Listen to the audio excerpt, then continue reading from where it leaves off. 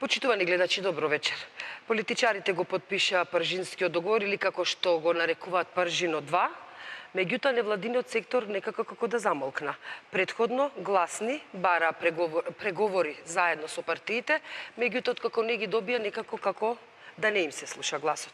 Затоа вечерва во ова издание на дебатниот магазин Клик Плюс ќе дебатираме со представници на невладиниот сектор и со еден од членовите на Народното движење за Македонија, партија која што во моментов не е ниту во власта, ниту во опозицијата.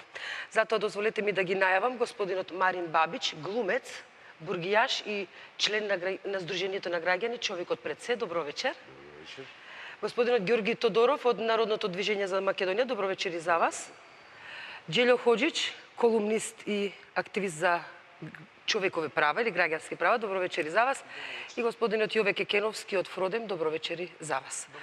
Ви благодарам што во овие летни ноќи прифативте да бидете дел од нашата емисија. Господине Кекеновски, ќе почнам со вас. Вие сте Сдружени на граѓани, меѓутоа сте во коалиција и со партии. Вашиот статус е, претпоставувам, се уште невладен сектор, со амбиции веројатно да станете партија. Исто така и вие бевте гласни кога ги поставивте своите барања како решенија за излез од ова политичка криза, се среќававте со меѓународниот фактор. Кажете ми како сега, еве неколку дена после Пржино 2, гледате на овој договор, верувам сте го прочитале. Како го оценувате и дали го прифаќате всушност?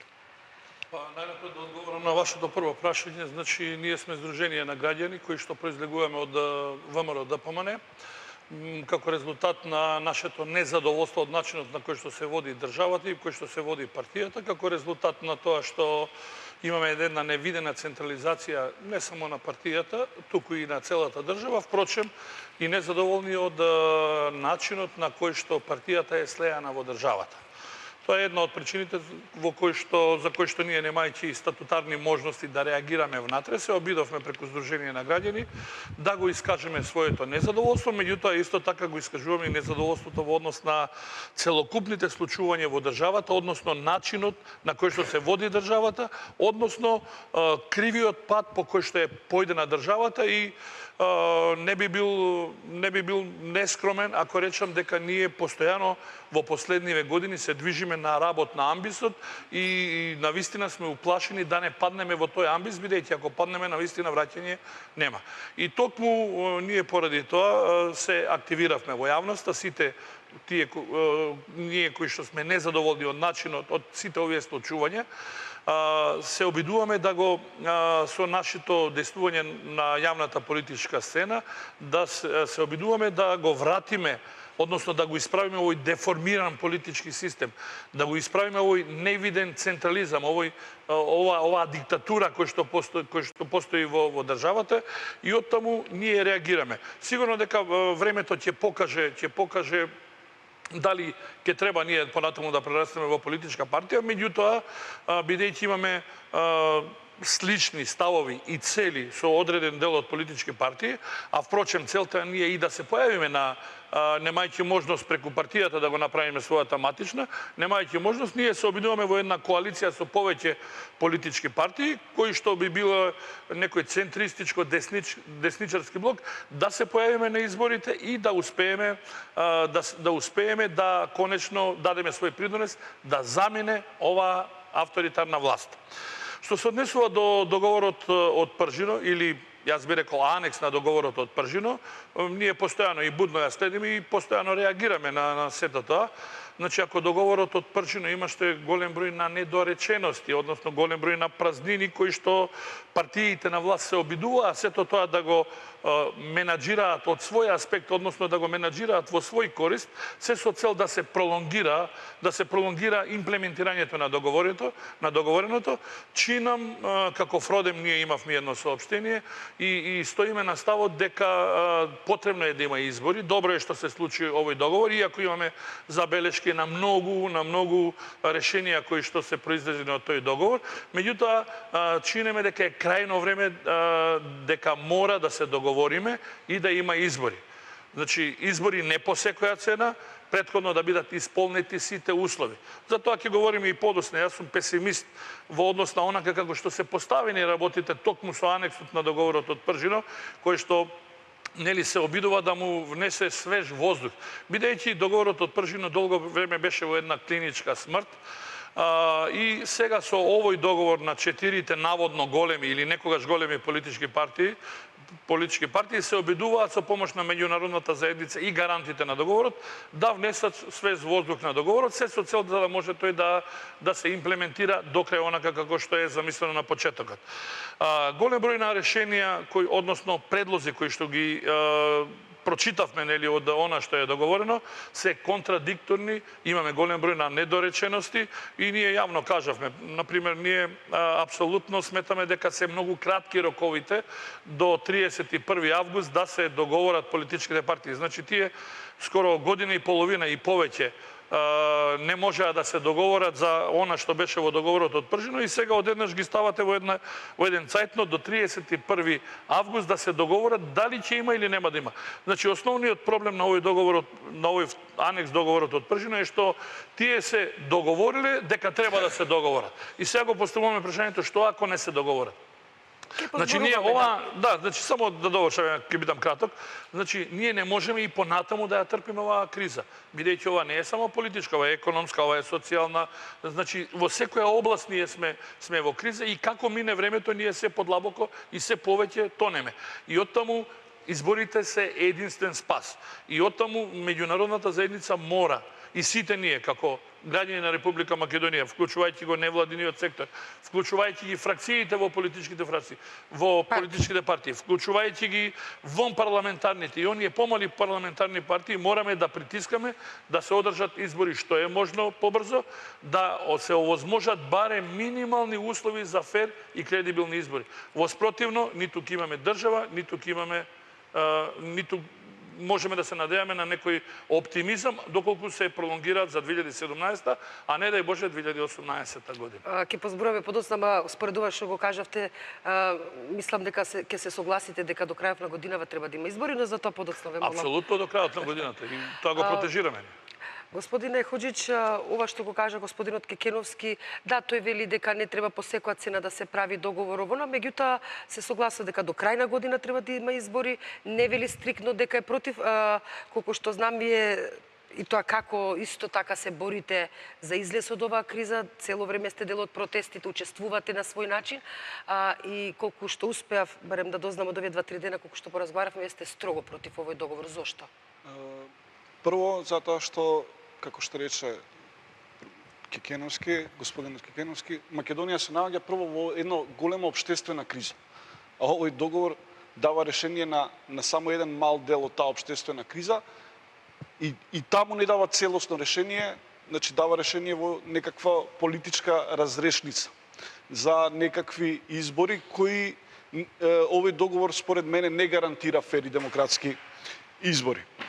Во општествената криза до сега имаме еден успех на опозицијата и на се што е демократско, вклучувајќи ги малкуте независни медиуми, граѓанскиот сектор, активистите, се што има некаков демократски капацитет, успеа, предводени од опозицијата, да го одземат легитимитетот на владеачката структура.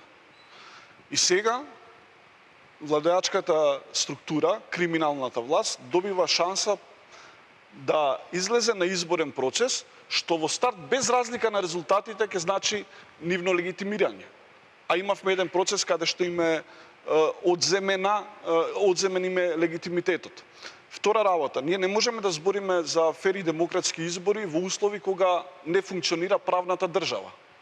Една од добивките на борбата против режимот, заедничка, е специјалното јавно обвинителство.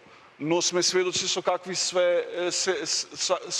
се кочници се соочува од целиот систем на узурпирани институции од граѓаните, кои се во функција на режимот на Груевски и Ахмети. Ако специјалното јавно обвинителство си ја заврши перфектно работата, кој од нас тука се очекува дека судиите избрани меѓу Муса Џафери и Сашо Мјалков ќе носат вистински пресуди, ако нема специјално оделение во кривичниот суд кој ќе ги решава овие проблеми.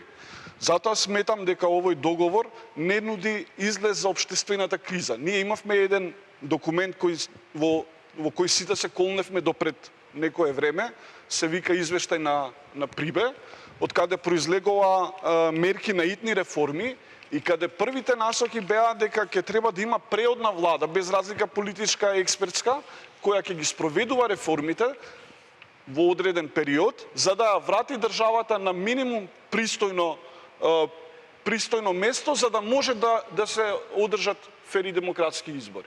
Сега, ако господинот Кекеновски излезе на некаква листа со таа десничарско здружение, а од другата страна имате криминалци, а господинот не е криминалец, туку е човек кој се бори против криминалот.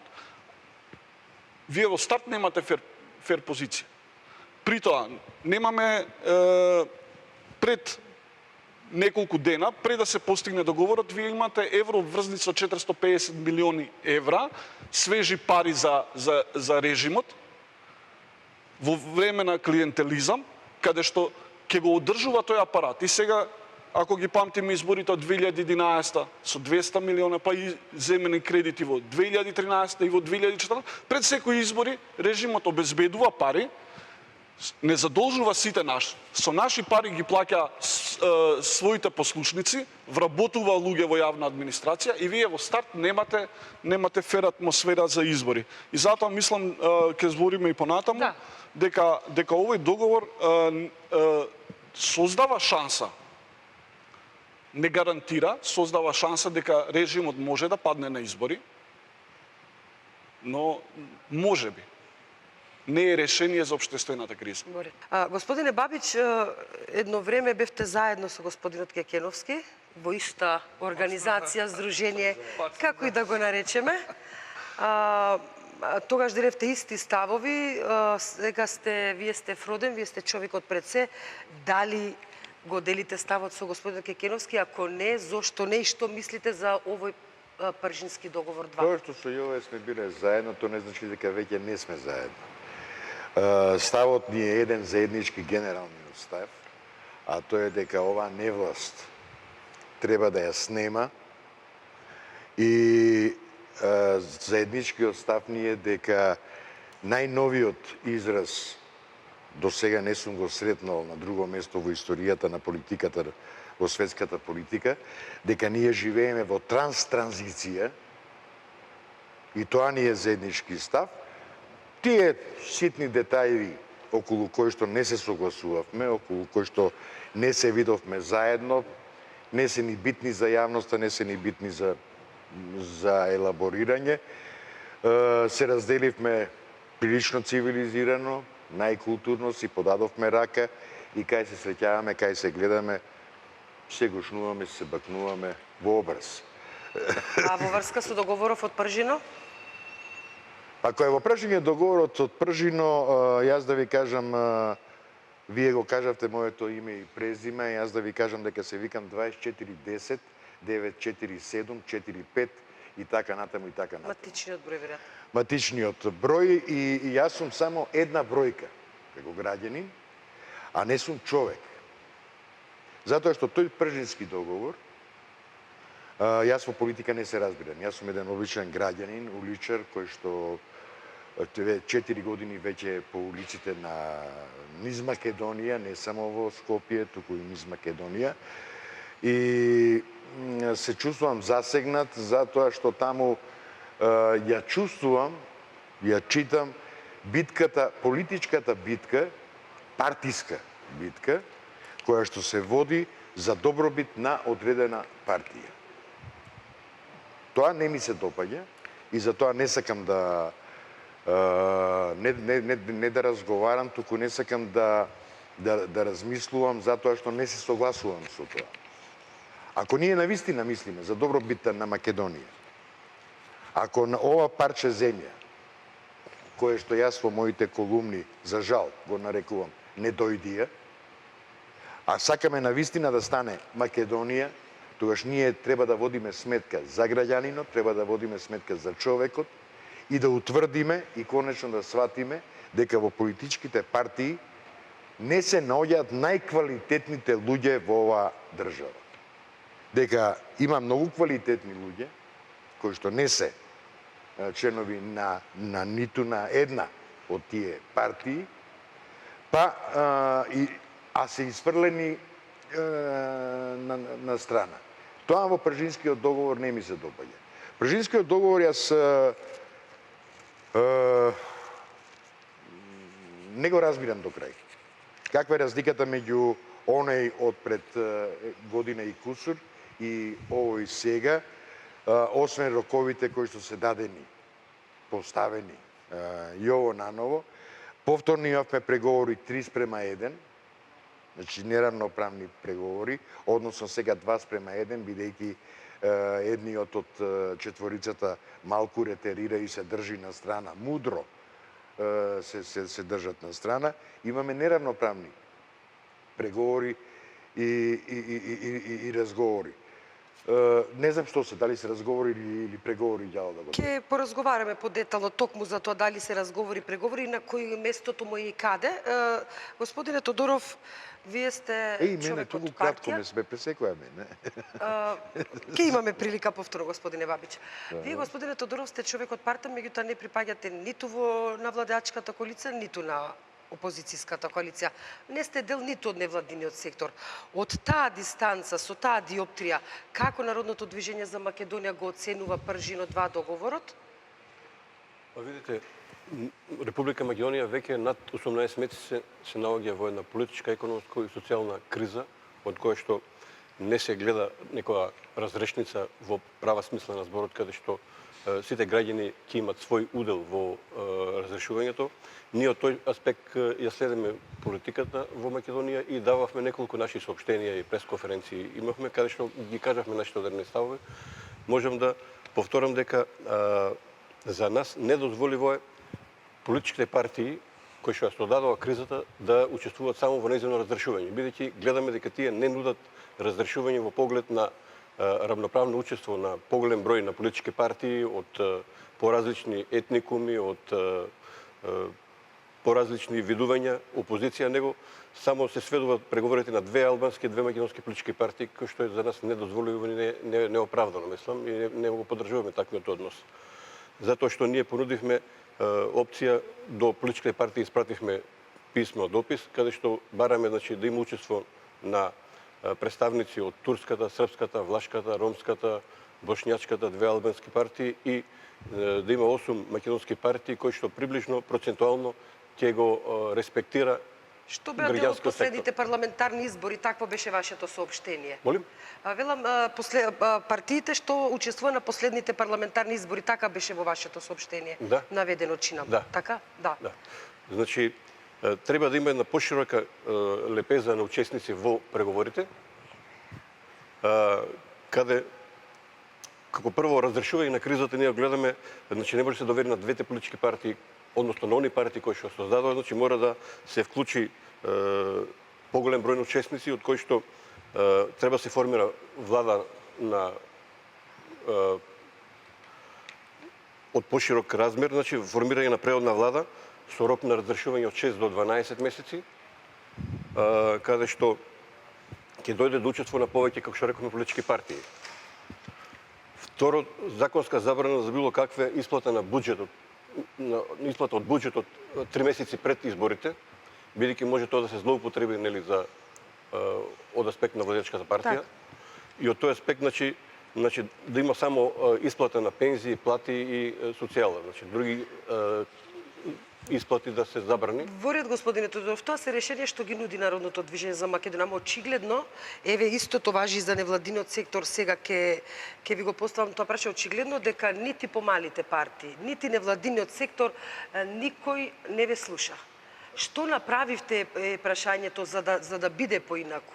Еве ќе почнам со господинот Хоџич, па ќе свртиме круг да ни кажете зошто не успеавте да не се наметнете. Вие, господине... Само на реплика. Повелете. Веќе 18 месеци сме во економско-политичка криза. Не е точно. Ние сме 25 години во криза.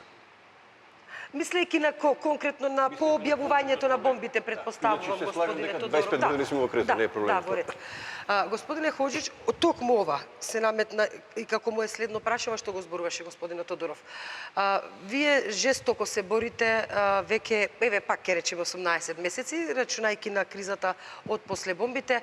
Вие, меѓународниот фактор со вас комуницираше, ви имавте разговори. Партиите исто така, ама на крај очигледно дека еве условно речено ве извисија сето она за кое што се боревте, сите ваши барања, не ги гледаме во Пржино 2. Зошто дозволивте да бидете условно речено пак вам изиграни? Треба да се каже дека учеството на граѓаните во протестите и невладиниот сектор има своји победи. Има своји победи. И сега да подсетиме на најсвежите, прво имаме одложени избори. Да не беа граѓаните со протестите, немаше, ќе имавме уште едни избори на нерегуларни, нефер избори на 5 јуни. Да не беа граѓаните со протестите, ќе останеше аболицијата на Иванов за оние осомничените за криминал. На кого? На осомничените за криминал. Не, чија аболиција? На Иванов. Иванов аболицираше одредени луѓе. Во ред, Епак, ве молам да тоа се е- задржиме на темата, повелете. Тоа се, Одлагање да на речеме, изборите. две победи кои граѓаните ги донесоа. Специјалното јавно обвинителство е резултат на борбата на граѓаните.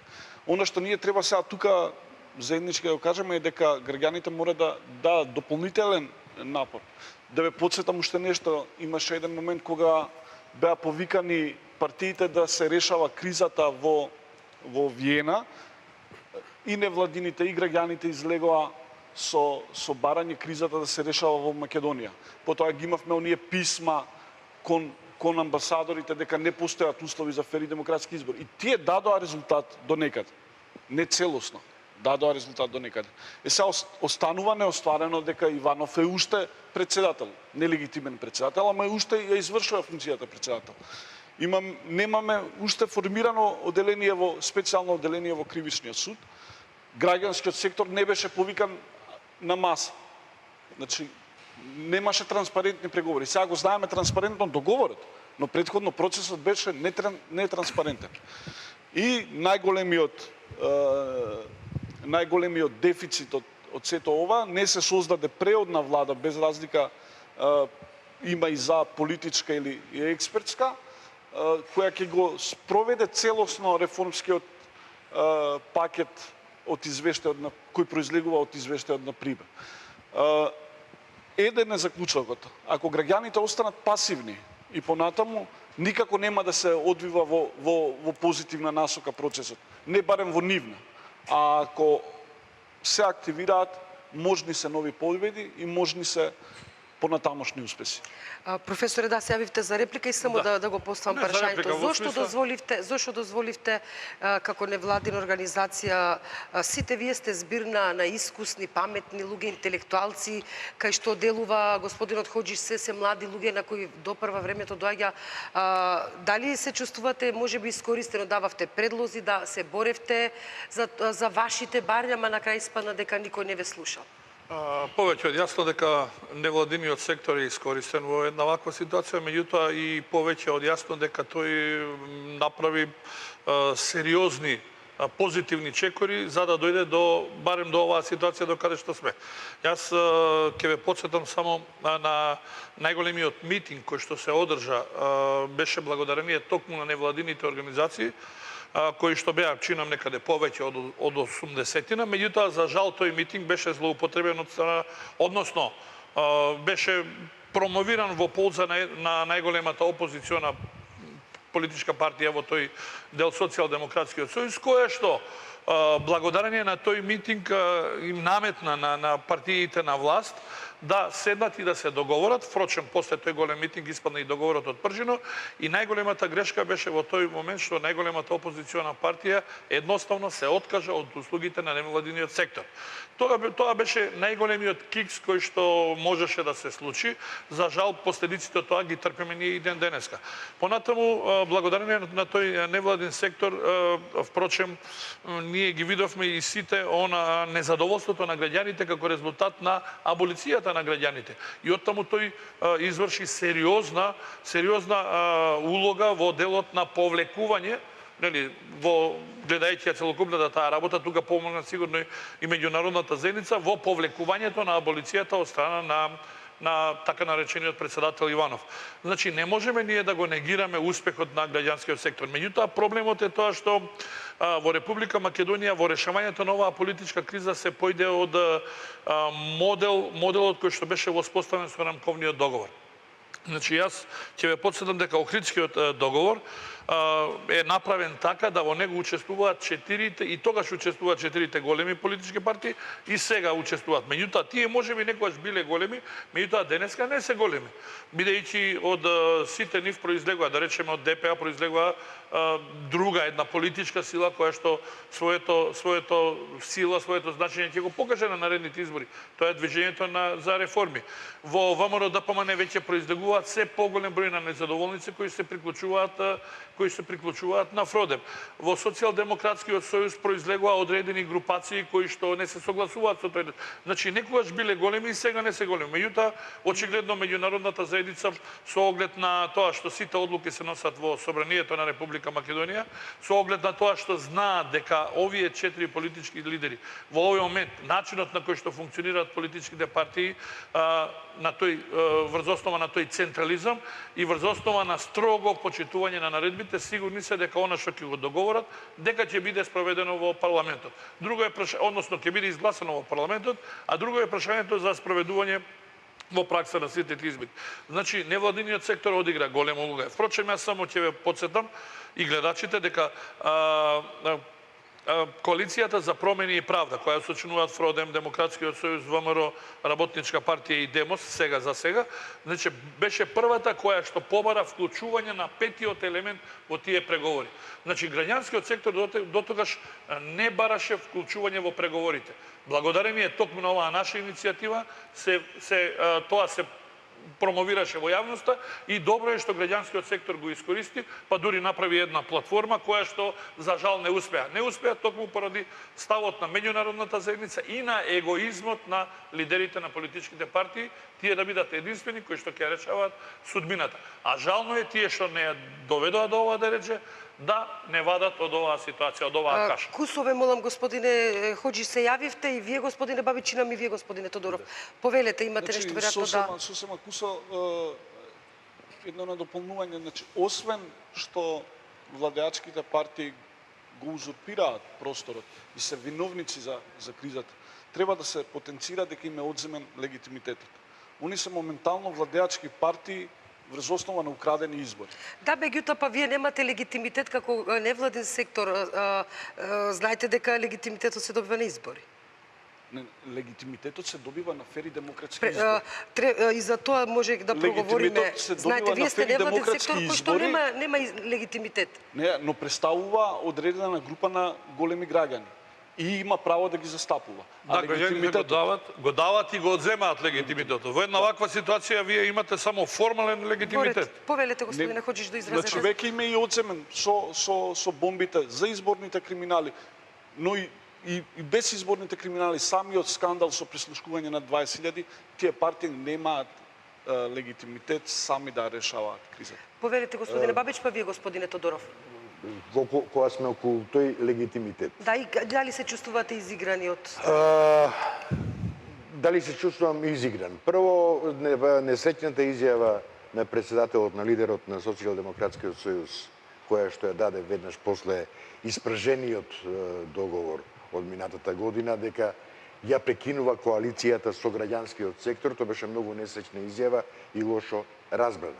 Нормално дека невладните организации не може да учествуваат, да бидат во коалиција со Социјалдемократскиот сојуз, бидејќи Социјалдемократскиот сојуз влезе во власта. А невладиниот сектор, по принцип, не може да биде во власта, секојаш се бори против некоја власт. Меѓутоа, јас пак ќе се навратам на она што пред малку го говорев и ќе продолжам. Бидејќи пред да почнат тие пржински преговори, Социјалдемократскиот сојуз многу скромно и тивко предложи промена на избирачкиот модел промена на избирачкиот закон, список и така натаму, пописот многу уште поскромно го спомнуваш. И кога сме кај моделот, го спомна моделот на една изборна единица и отворени гласачки листи. Меѓутоа, ДРПМН им се спротивстави и овие многу брзо прифатија тезата, он се влегува во коалиција, нелогична коалиција тие двајца. Зошто?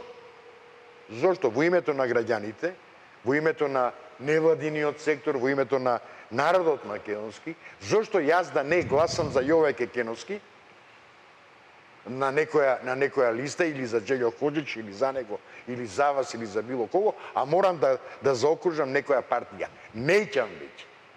Тоа се кажува на избори, така е, во ред. Неќам веќе затоа што немам доверба во ниту една политичка партија во Македонија, затоа што тие си ги гледаат своите политички натрепартиски цели, односно кадровските решенија, бидејќи голем дел од членовите на сите тие партии се само со една единствена идеја да каснат што повеќе од колачот кој што ќе го грабнат. Господине Тодоров, повелете? Видите, ние живееме 25 години во беда и сиромаштија баш од тие две партии.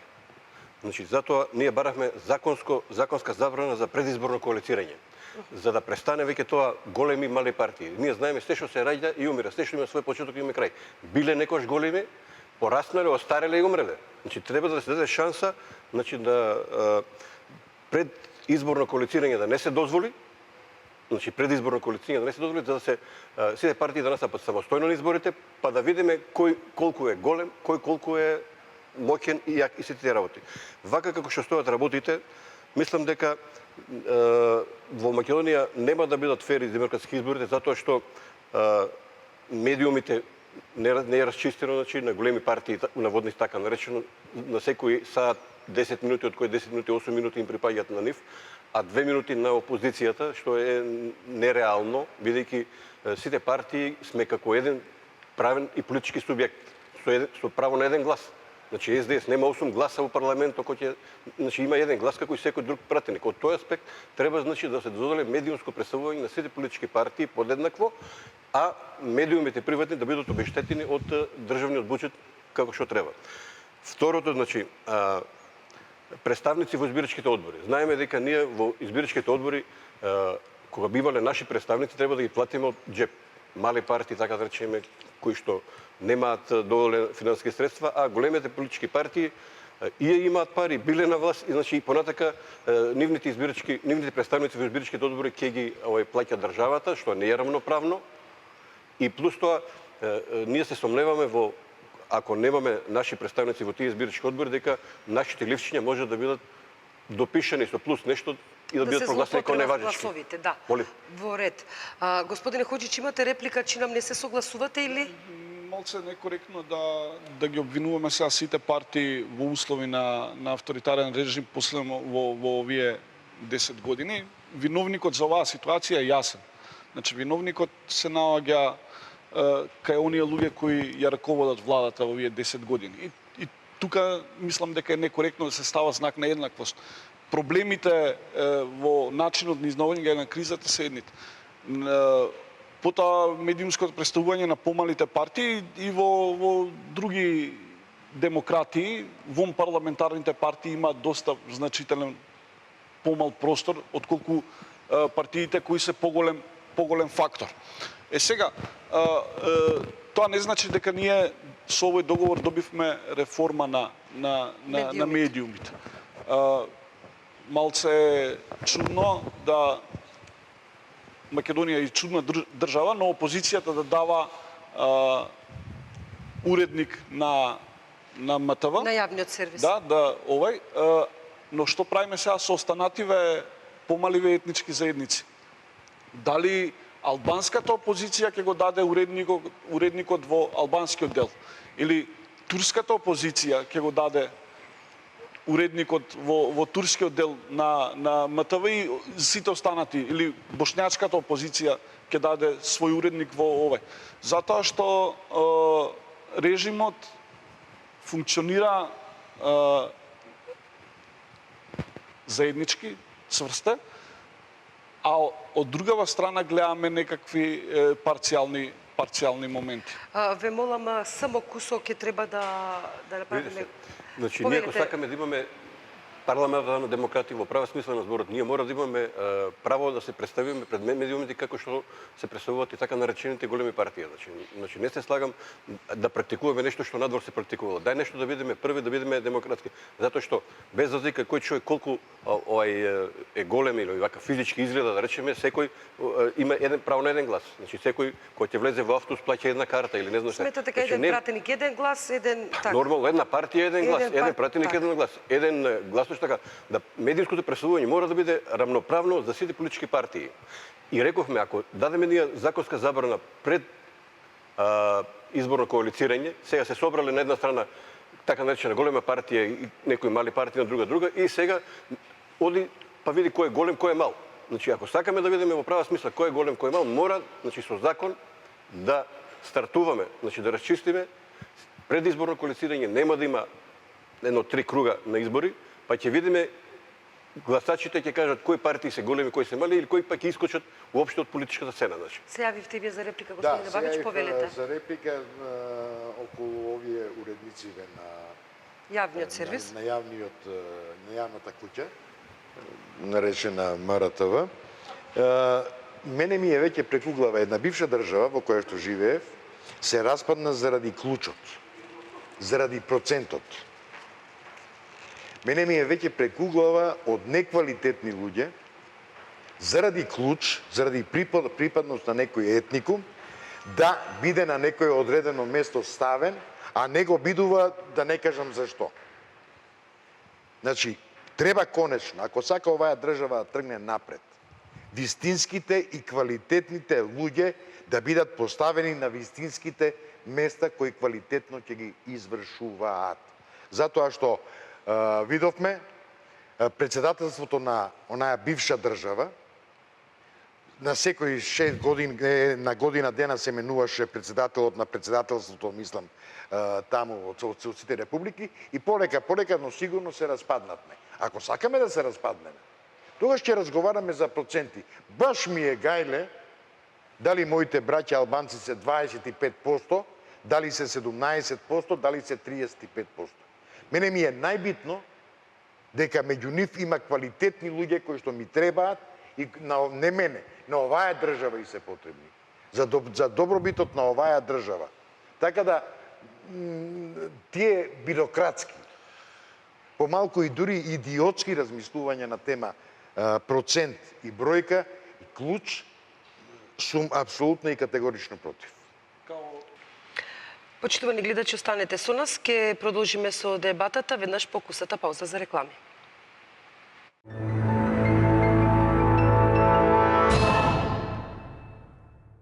Господине Ходжич, чи нам имавте реплика, повелете? Значи, мало недоразбирање во прашање. Ако ВМРО ДПМН го узурпира јавниот сервис на македонски јазик, дуи го има узурпирано јавниот сервис на албански јазик. Партијата на Амди Бајрам го има узурпирано јавниот сервис на ромски јазик. Сакам да прашам дали не е јасно само дали македонската опозиција ќе даде уредник во македонскиот дел. Што правиме со останативе помалите етнички заедници? Аз сум во духот тоа што го збори господинот Бабич, нема поголема навреда од това дека албанец после 25 години ќе биде само 15 дена министер за внатрешни работи кон нашите сограѓани албанци. И уште тоа некој да им го представува на нашите сограѓани албанци како успех. Демагогија чисто. Тоа беше малата корекција. Еве, барем според она што го зборате, според ставовите што ги искажувате, како еден заеднички заклучок може да се каже дека се согласувате дека, барем како што вие сите тврдите, дека ова власт треба да си оди. Гледам дека се согласувате дека договорот може би е основа за нешто, меѓутоа не е тоа што треба да биде. Исто така се согласивме заедно дека сепак партиите се тие што го имат легитимитетот да преговарат во името на граѓаните, а не невладиниот сектор. Од тука моето прашање за сите вас, како една, да го заокружиме да ја закружиме оваа дебата. Еве, господине Бабич, од вас да почнеме. Што да се прави? Вие сте граѓанско здружение, за да може да преговарате, сепак ќе треба да бидете партија. Па прво и основно треба да научиме дека критиката не е напад, дека критиката не е навреда, дека критиката е во функција да му се укажат на некому грешките и од тие грешки да извлече поука. Значи, јас ќе говорам за граѓанското здружение Човекот пред се, во името на Човекот пред се, а предпоставувам дека и другите невладини организации ќе се согласат, дека ние во моментов треба да извршуваме функцијата на коректори на политичките партии и дека тие треба многу внимателно да не следат и да прифаќаат некои нешта, бидејќи и во тие невладини организации има паметни млади момци кои што умеат и знаат да размислуваат. Меѓу другото, многу јасно и показно се виде со шарената револуција и со претходно студентскиот пленум, протестот и шарената револуција, дека меѓу тие млади луѓе со кои што јас се гордеам, има прекрасни дечки кои што треба да се слушаат, на кои што треба да се внимава и нивните сугестии да се прифаќаат. Значи, во тој смер оди моето размислување на крајот на кризата, бидејќи сум слободен човек и имам право на собствено мислење и на глас. Има граѓанското здружение ваше да стане партија, амбиции да стане партија? Тоа прашање веќе ми го поставуваат неколку пати овие денови. Сега за сега не, затоа што во вакви неуслови, со вакви политички партии, кои што не чекаат на секој ќоше, не чекаат за да ни стават сопка, не. Меѓутоа, тоа не значи дека во некое догледно време, ако се создадат услови за фер и на вистина демократски избори, дека нема да може би да преминеме и во политичка партија. Господине Тодоров, вие веќе сте партија, што ама сепак не сте дел од никакви преговори. Да. Што ќе направите за да не биде така? За да го направите сето она за кој што зборувате во вашата програма за излез од кризата? Ние нашата програма ќе афирмираме, значи јавно меѓу граѓаните, ќе одиме на терен, ќе промовираме нашата програма, ќе објаснуваме, образложуваме, ќе бараме поддршка од граѓаните, нормално и граѓанскиот сектор. Значи, ако сакаат да дадат свој допринос директно, тие мора да се приклучат кон некоја од партиите или да формираат своја партија, бидејќи знаеме дека на избори се оди преку партии. Значи, ние сме отворени како партија за сите граѓани да дискутираме и разговараме, така да граѓанските здруженија кои што сметат дека можат да најдат исто мислење со програмата на нашата партија или да дадат нашата програма се во фаза на изработка и отворена, може да се прошири, дополни. Значи, можат граѓанските здруженија да дојдат со своји иницијативи, своји предлози и доколку ја поддржат да застанат на наша страна, значи да соработуваме за да учествуваме во власта, за да можеме да промениме. Гледаме дека ние многу работи што предложивме, власта не ги прифати. Па тоа ви велам, господине Тодоров. Значи мора да се влезе во парламент, мора да се влезе значи во парламентот, да се делува во власта и да се успеат некои промени да се наметнат како што е Република Македонија една изборна единица. Да, за тоа ви требаат гласови, за тоа ви требаат луѓе. Го спомнавте ве невладиниот сектор. Како ќе го убедите да биде дел од вас? Или пак да го даде гласот за вас, за да бидете, како што сите ние велиме, оние големи партии или партии кои што одлучуваат, има и мали партии кои што се фактор на одлучување од секогаш, господине Тодоров? Со разговори меѓу себе, значи, можеме да ги убедиме, нудејќи нашата програма, нашето видување за многу прашања што се актуелни во државата, значи, како да се надминат и решат, значи, со разговарање и нормално со прифаќање од нивна страна на програмата или пак нивно инициирање на допуна на програмата, проширување на програмата и така натаму. Имавте чинам реплика, повелете. Само една дополна, бидејќи го изслушав. Знам само едно, дека во моментов е најбитно целиот опозицијски фронт, значи дали центристичко десно ориентирани, центристичко лево ориентирани, невладиниот сектор, огромна бројка на опозиционери, ние сакали или неќеле мораме да застанеме зад Социјалдемократскиот сојуз како најголема опозициона партија, се уште најголема опозициона партија, и мораме да влеземе заедно во битката за да ги срушиме овие комуњари од власта да паднат. Господине Хоџич, или седно, повелете било како, значи, вие сте активист за човекови права, меѓутоа, сепак мора негде да припаѓате за вашите барања и ставови да бидат артикулирани, што понатака, како граѓанскиот сектор да стане фактор? Граѓанскиот сектор е фактор само кога се обидува, нели, да ги менува работите.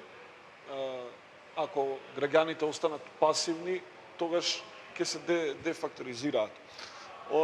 Немам дилеми дека е потребен широк опозицијски фронт да го сруши режимот. Она што ме плаши е дека овој договор му дава на режимот шанса да се спаси. И сега зашто?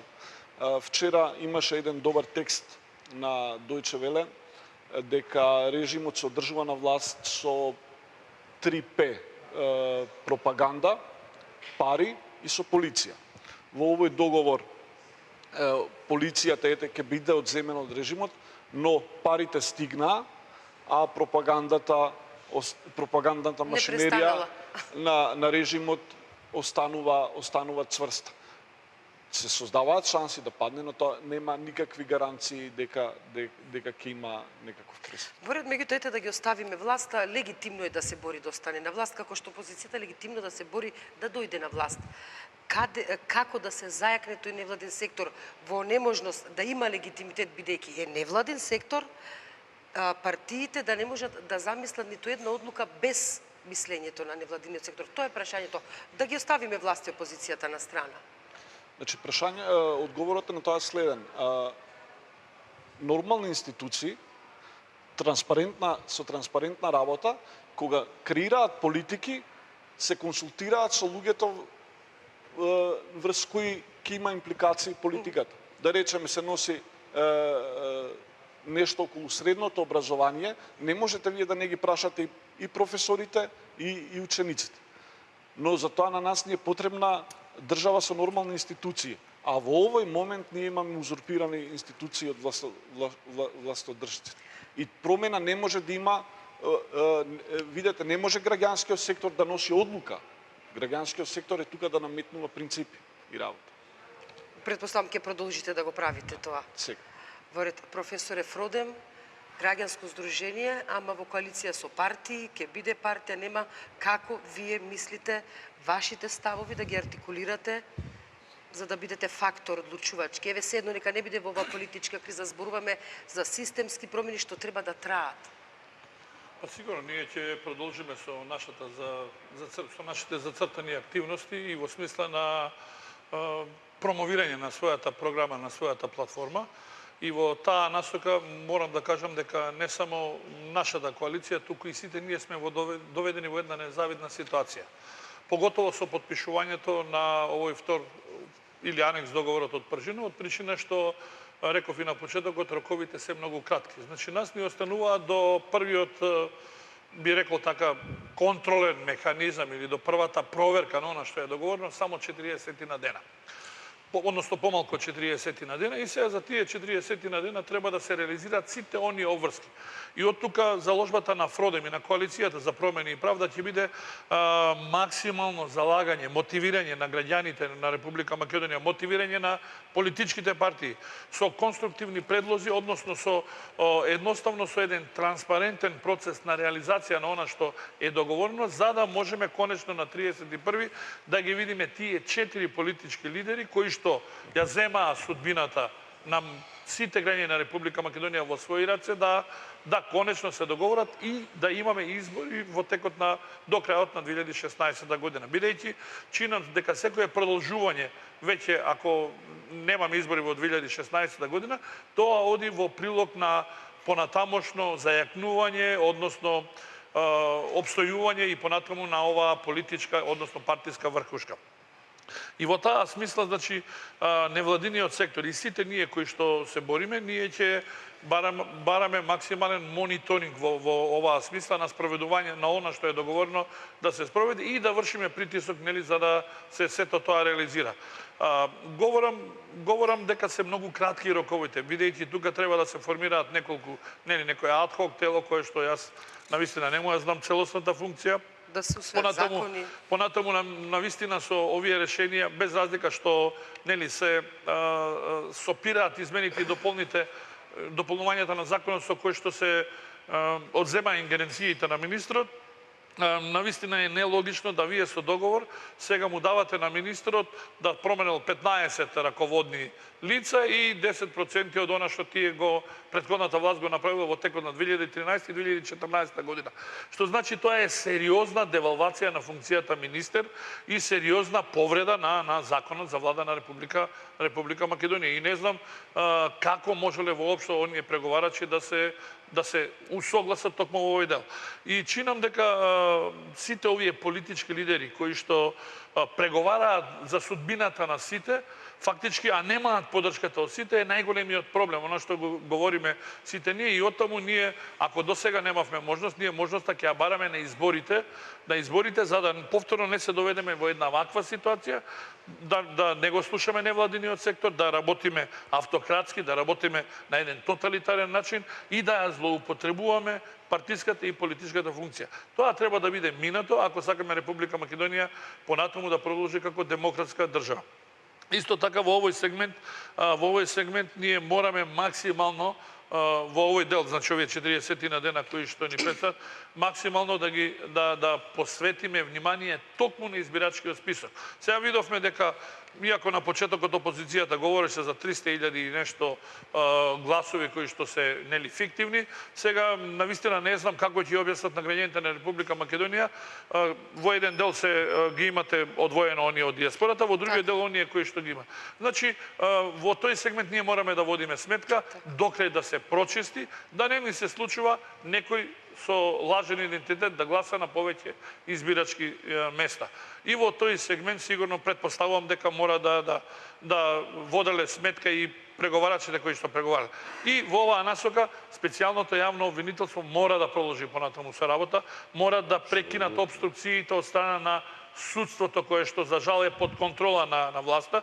Јас не знам, слушнаме дека не било предмет на договор предмет на разговор во овој договор, меѓутоа очигледно меѓународната заедница претпоставувам дека не би требало да го остави на случајот и таа би требало сега со помош на извршната власт, бидејќи се работи сега за интерен акт на судот, на надлежниот суд, за да може во рамки на постојната законска регулатива да го формира и тоа одделение, посебно судско одделение за овие сите случаи кои што се во надлежност на специјалното јавно обвинителство. Тоа и Викторија Нуланд го најави многу што да зборуваме. Меѓутоа, господине Бабич, времето ни стеча, морам тука да завршам емисијата. Ке имаме прилика во секој случај повторно да бидеме заедно и да разговараме на вакви слични прашања. Почитувани гледачи, тоа беше се во ова издание на дебати од магазин Клик Плюс. Ви благодарам за вниманието, останете со нас, следуваат вестите на албански јазик, а веднаш потоа и на македонскиот дежурната екипа ви посакувам пријатен викенд.